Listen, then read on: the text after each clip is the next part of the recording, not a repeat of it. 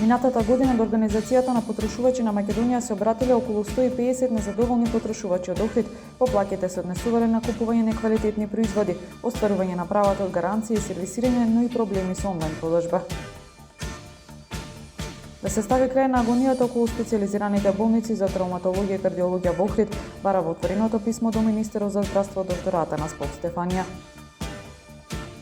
Малопродажните цени на бензините Евросупер БС 95 и Евросупер БС 98 и на екстра лесното масло за домаќинство се зголемуваат за динар и пол, а цената на евродизелот се зголемува за 2 динари по литар. ГРК Охрид во неизвесен меч го доби дербито со Бутел 26-25 полувреме 11-12. Гладиаторите тешко стигнаа до победата која им беше неопходна за продолжување на битката за пласман во плейофот. Времето утре променливо облачно и студено, температура во интервал од -4 до 3 степени. Следевте една минута вести на Охрид Ньюс.